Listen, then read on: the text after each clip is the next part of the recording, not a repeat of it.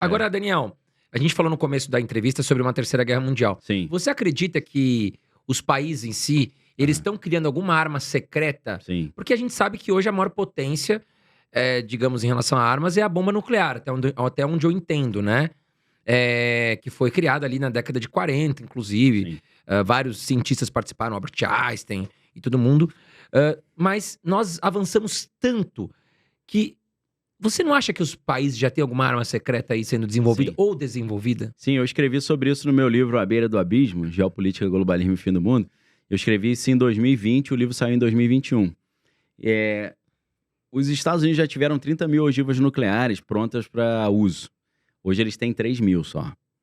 A Rússia tem 7 mil. Então a Rússia tem mais do que o dobro de ogivas nucleares para pronto emprego. Eu tenho certeza absoluta que os Estados Unidos não deixariam os russos ter o dobro de armas nucleares do que eles se eles não tivessem uma outra arma melhor. Para mim, esse é o sinal. Outra coisa, em 2019, o presidente Donald Trump criou a Space Force, que é o mais novo ramo do exército americano depois de 70 anos sem criar nenhum outro ramo, né? Tinha a aeronáutica, o exército e a marinha, e ele cria a força espacial. E o Elon Musk que manda esses equipamentos militares para o espaço com a SpaceX, né? Portanto, para quem não entendeu ainda, o Elon Musk é um contratante de defesa, ele fornece armas para os Estados Unidos e ele é um contratante de inteligência também, né? Por causa das espionagens que acontecem pelos satélites da Starlink e na rede social X também no monitoramento de dados. Então, essa associação entre a Space Force que o Trump criou na primeira gestão e que agora está reforçando e o Elon Musk com a SpaceX, dá para nós o entendimento de que, além da inteligência artificial usada como arma de guerra também, e quem vencer essa corrida vai dominar o mundo, tanto na tecnologia, quanto na economia, quanto na área militar, mas as novas armas, o que tudo indica, estão posicionadas no espaço. E essa questão agora, eu fico me perguntando assim, porque o Trump, pelo que me parece, e até eu achei que foi surpreendente, ele entrou com uma ideia de tentar conversar com o Putin, né? Para essa guerra encerrar, para todo esse desastre, infelizmente, essa tragédia que está acontecendo há tanto tempo, né? Sim. Você acha que com essa questão do Trump, pode ser que o Putin mude de ideia, que seja um caso que venha a ser solucionado? Sim. Na verdade, o Trump, ele, no meu entendimento, é difícil documentar isso de uma forma mais robusta, mas no meu entendimento ele tem uma relação excelente e antiga com o Putin. O Trump e o Putin são... Eu poderia dizer que são amigos. E antes do Trump voltar, em 2023 e 2024, já perguntavam para ele, com relação à guerra na Ucrânia. Ele falou, se eu tivesse no poder não teria começado e quando eu voltar eu vou terminar essa guerra em 24 horas. Já passou um pouquinho, né, que ele já está mais de uma semana no poder, não encerrou ainda. Mas aí perguntaram, o que você vai fazer de tão brilhante para encerrar a guerra em 24 horas? Ele falou, vou parar de mandar dinheiro para a Ucrânia. Os caras falaram, mas peraí, se você parar de mandar dinheiro para a Ucrânia, você vai dar vitória para o Putin. Aí ele falou, é problema dele lá, vai acabar a guerra assim. Então o plano do Trump para encerrar a guerra é dando a vitória para o Putin. Só que eu e alguns analistas achamos que houve um acordo ali, que foi o seguinte, uma troca. Eles conversaram com a diplomacia russa e falaram, olha, a gente vai dar a vitória para vocês na Ucrânia, vocês ficam com a região que está sendo disputada lá do Donbass, né? As cidades de Donetsk e Luhansk, que você tanto quer, Putin, você vai ficar. E, ok, a gente aceita desmilitarizar a Ucrânia, a gente aceita assinar um acordo de que a Ucrânia nunca vai entrar para a OTAN nem para a União Europeia. Exatamente o que você quer. Só que você precisa entregar para nós a Síria e talvez um pouquinho mais do Oriente Médio. Então, acho que foi isso que foi acordado, tanto que o Bashar al-Assad, que é o filho do Hafez al-Assad, que está no poder há 1 bilhão de anos na Síria, que o Obama tentou derrubar em 2013 e não conseguiu. Esse cara que é inderrubável, porque era protegido pela Rússia, agora os russos tiraram os blindados, os soldados, tiraram os navios e falaram, Assad, boa sorte, tô indo embora. E aí caiu, né? Caiu, saiu fora. Mas assim, então Putin, teoricamente, o desejo dele é a Ucrânia. Ele vai tocar o foda-se ali no Oriente Médio, então. Porque a Ucrânia tem uma fronteira gigantesca com a Rússia, né? Então você ter armas na Ucrânia da OTAN apontadas para Moscou é algo inviável. Perigoso. Seria na fronteira com o México ou com o Canadá, a Rússia ter um monte de arma apontada para as grandes capitais americanas. Então não tem como isso ser permitido, né? Inclusive, a crise dos mísseis, naquela época que aconteceu, na época do Kennedy, E era acho que era o Nikita Khrushchev que estava no poder lá na União Soviética. O que aconteceu? A gente aprende no colégio, né, que a Rússia colocou mísseis em Cuba. E aí o John Kennedy falou, tira esse míssil aí, senão eu vou jogar bomba atômica, vou fundar essa ilha. A gente aprende isso na escola, só que na verdade o que aconteceu? Os Estados Unidos colocaram mísseis na Turquia e na Itália apontados para a Rússia. E aí a Rússia falou, então vou colocar em Cuba, apontado para você. Aí ele falou, não, em Cuba não. Ele falou, então tira os outros que estão lá na Turquia. E assim foi feito o acordo. Vocês tiram os mísseis de Cuba, a gente tira os mísseis da Itália e da Turquia. Então é mais ou menos o que está acontecendo hoje, né? A OTAN, quando acaba a União Soviética, a OTAN perdeu a razão de ser, porque a OTAN era a aliança ocidental contra a aliança do Pacto de Varsóvia, que era da União Soviética. Então, quando a União Soviética deixou de existir, os russos falaram, olha, então não precisa mais ter OTAN, né? A OTAN falou, com certeza, não precisa mais não. Só que a OTAN tá aí até hoje. Sim. E eles combinaram de a OTAN não expandir a sua zona de influência. Só que todos os países que eram da cortina de ferro, da União Soviética, agora estão na OTAN.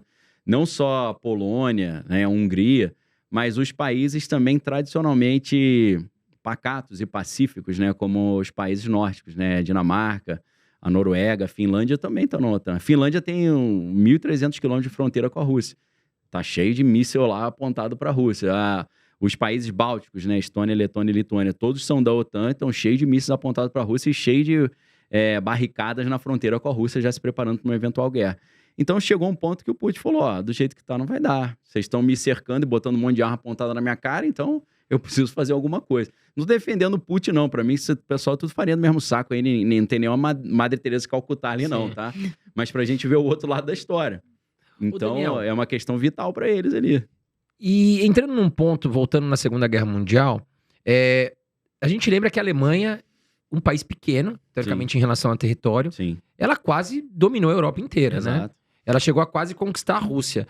Se a Alemanha tivesse ganho, enfim, tivesse invadido a Rússia, não tivesse tido aquele erro estratégico que o Hitler cometeu, como seria o mundo hoje? Porque assim, hoje a gente tem duas grandes potências. Vamos tirar a China de lado, vamos colocar a Rússia e Estados Unidos, que foram os grandes vencedores da guerra junto com a Inglaterra e França ali contra a Alemanha. Sim. Mas a Inglaterra e França eu não vejo com grande potencial para encarar assim como potência Estados Unidos e Rússia. Uhum. Mas como seria o nosso mundo hoje, hein, se a Alemanha tivesse ganho a guerra? Eu vou falar um negócio meio polêmico aqui agora, tá? Mas aí você me fala o que vocês estão achando ou não. Existem algumas teorias de que a Alemanha perdeu, mas não perdeu. Por que não perdeu em certo sentido? É claro que teve ali, né, eles tiveram que pagar uma multa terrível, né, desmilitarizaram a Alemanha foi dividida entre a Alemanha Oriental e Ocidental, e é claro que a Alemanha comunista, que era totalmente ditatorial, botou o nome de República Democrática da Alemanha, né, como eles sempre fazem, né, uma estratégia de propaganda. Mas o que acontece? A cúpula dos alemães, na época, eles foram espalhados pelo mundo. Oficialmente, porque os Estados Unidos fizeram, por exemplo, um projeto chamado Projeto Paperclip. E esse projeto Paperclip pegou o topo dos cientistas alemães e levou para os Estados Unidos. Entre eles, o Werner von Braun, que foi o ex-major da SS do Hitler, que criou a NASA. Então, assim, a NASA foi criada por um cara da tropa de elite do Hitler. Significa que eles se instalaram nos Estados Unidos. Então, uma boa parte dos grupos que comandam os Estados Unidos hoje tem uma ascendência alemã. Eles estão ali infiltrados no Congresso, porque a gente não consegue ver, mas eles estão ali. Como seria o mundo? Seria igual esse mundo que eles estão tentando criar agora. Qual mundo?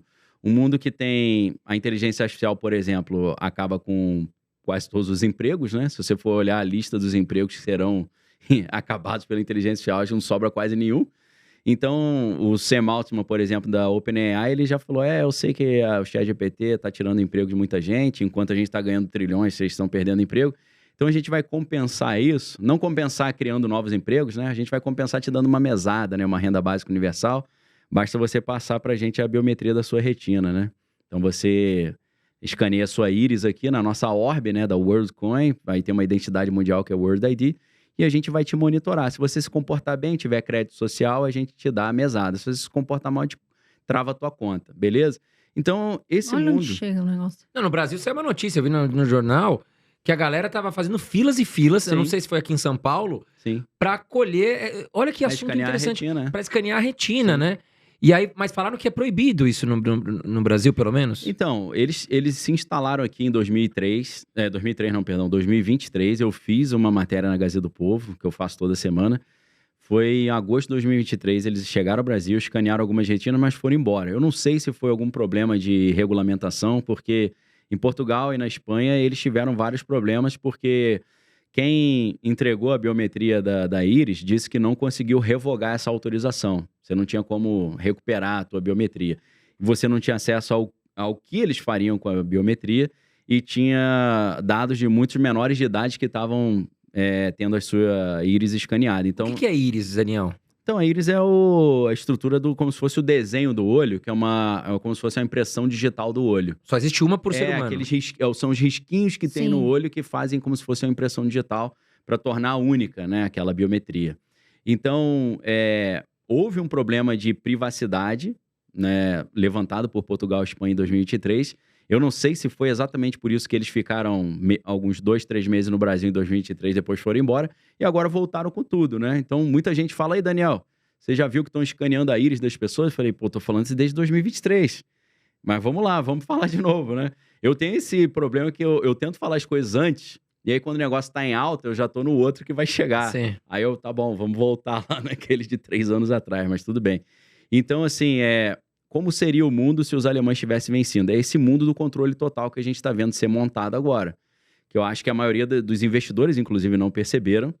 Eu sou sócio de uma empresa de investimento também, chamada Move Investimento. Eu tento ajudar os assessores a entender as tendências, né?